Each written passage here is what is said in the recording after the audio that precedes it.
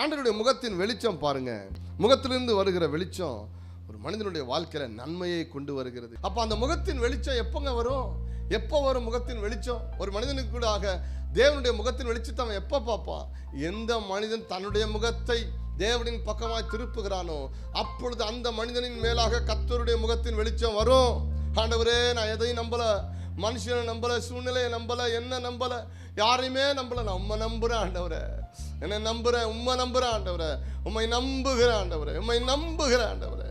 யாரெல்லாம் சார்ந்துக்கிறாங்களோ அவங்க மேல தேவனுடைய முகம் அவர்களை பிரகாசிக்கும்படி வருகிறது. வாசிக்கலாம்.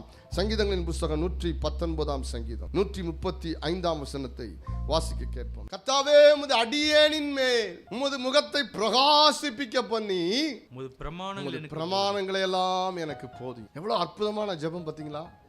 நீங்க தேவ சமூகத்தில் உங்களுடைய வேதத்தை விரித்து கொண்டு அவருடைய முகத்தை நோக்கி பார்த்து துதிச்சு இருதயத்தை திறந்து ஆராதிச்சு அப்படியே காத்திருந்தீங்கன்னா அவருடைய முகத்தின் பிரகாசம் அப்படியே உங்களுடைய வேதத்தில் இருக்கிற ரகசியங்களை உங்களுக்கு சொல்லிக் கொடுக்கும்.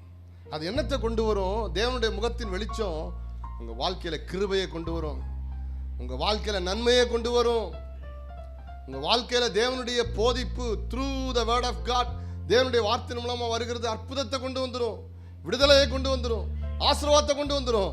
நீங்க செய்ய வேண்டியதெல்லாம் உங்க முகத்தை தேவனின் பக்கமா திருப்பணும். ஆண்டவரே, உம்மை நோக்கி பார்க்கிறேன், உம்மை நோக்கி பார்க்கிறேன், உம்முடைய முகத்தை என்மேல் பிரகாசிக்க போனோம், உம்முடைய முகத்தை என்மேல் பிரகாசிக்க போனோம்.